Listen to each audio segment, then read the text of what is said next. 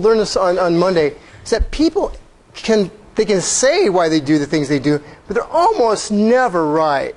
Because most of the things we do, whether it be how many cans of soup we pick up, or whether we pick up Snicker bars versus a Heath bar, or the kind of potato chips we pick up, end up being really super mindless decisions. Because we're thinking about 14 other things while we're doing that. And so when we're asked, hey, so why did you do X? Most people can give you a reason. Because that's kind of the way we're trained, is to not just say, I don't know, but they'll give you a reason. But it is almost assuredly not the real reason that caused them to go left versus to go right. And that's one of the things we want to learn in this class, is we learn 5 different tools, and these tools are the type of thing that can get you to understand what is really going on in a person's mind versus sort of what they say is going on. Because if we rely on like basic questionnaires or like just a basic interview or a focus group, we're almost certainly not going to get the real truth. Okay? And that's what we're going to be focusing on again and again and again in this course.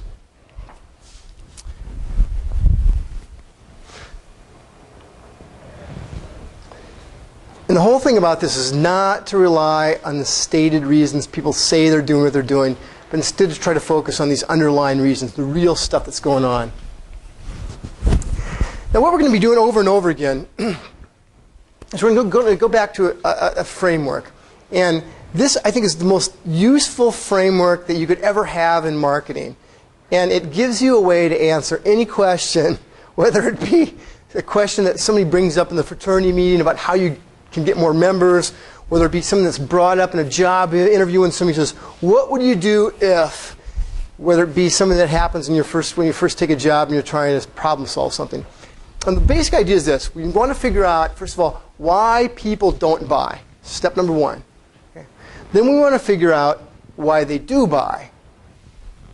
Then we want to figure out who are they, and then we get to the 4 Ps, the how to implement things.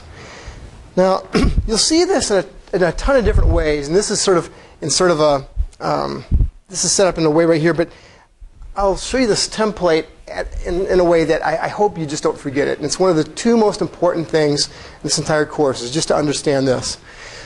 So figure out why people don't buy. And I'm talking about that metaphorically, because let's say that we're not looking at why people don't buy soup, but we can look at why people don't join your organization, but they join another organization.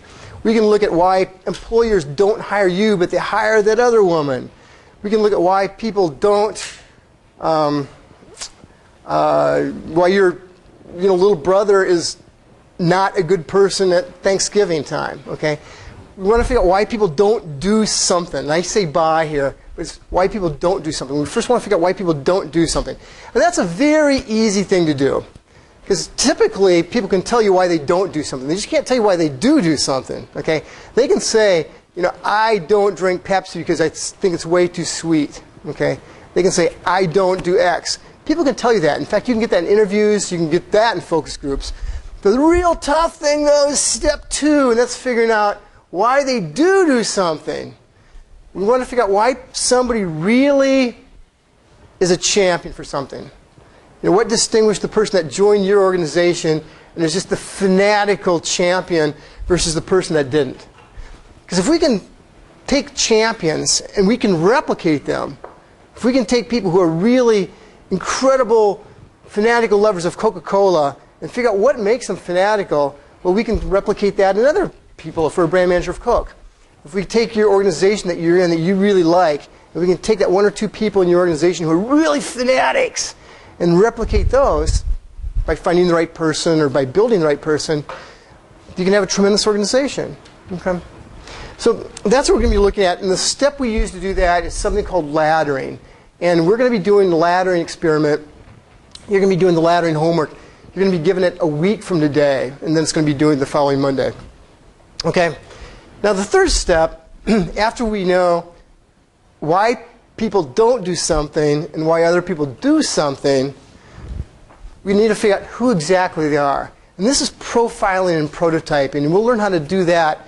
It's really a useful exercise that enables you to kind of really clearly picture who the perfect person is for Coca-Cola. If you're the Coca-Cola manager, Your organization, if you love your organization. You, if you're trying to get hired for a company. And then the last thing is, once we know all that stuff, it doesn't mean anything unless we relate it to the 4 Ps. And does everybody know what the 4 Ps are in marketing? What's one of those Ps? Yeah, product. Now, can you just talk about product broadly? It's the actual item that you're selling, the characteristics that go into it, what are the services that go into it, things of that nature. So it doesn't need to be a tangible item, right? The product can be going to a movie. A product can be joining your organization. Okay. Tell me your name, please. Josh. Thanks, Josh. What's another P? Now, if you're not familiar with these, you're going to want to write these down because there's an assignment you'll be given at the end of the class. And the end of every single assignment you do in this class, you've got to come up with 2 or more implications for each of the 4 Ps. Okay. So product's one of them. What's another P? Yes, please. Price. Tell a little bit about price. So what you give up. What do you mean by what you give up? So price just isn't the amount of money you put down to buy something. It can be the opportunity cost of not buying something else. What else could price be if we want to kind of construe or think of price in a broad way? Yeah. Your value for something. Yeah, your value, how you value something. Yeah, it's a good indication of value for things. Yeah, time. It's a tremendous convenience. Like a lot of people, the price of coming to Cornell is incredibly huge. The price for coming to Cornell, if you live 2 hours away and have to commute here 3 days a week, is incredibly huge times 4. Okay, good, very good. Another P. Give me another P. Yes. Promotion. And it's great. Is it? Tiffany, I'm sorry. Tell me a little bit about promotion. Let's tell people, just kind of refresh them. It's kind of the way you communicate the product or the service to someone. So that could include PR, advertising, marketing, grocery store promotion. The packaging, yeah, anything. It could be their Facebook or Twitter feed. Very good, Tiffany. And the last P is the one nobody can ever remember. Come on, yeah, sir. Yeah, place. And this is a tough one to get our hands around, and we're going to use this to really get creative about thinking about things. But tell us a little bit more about place. If you want to talk about more broadly than just it being sold at a grocery store, what would you say? Like the brand and the type of grocery store. Okay. Like a local kind of mom and pop shop versus like a Walmart. Yeah, we could look at where it's placed on the shelves. We could look at where it's located. We could look at maybe the different channels of distribution which you go through. But those are the 4 Ps.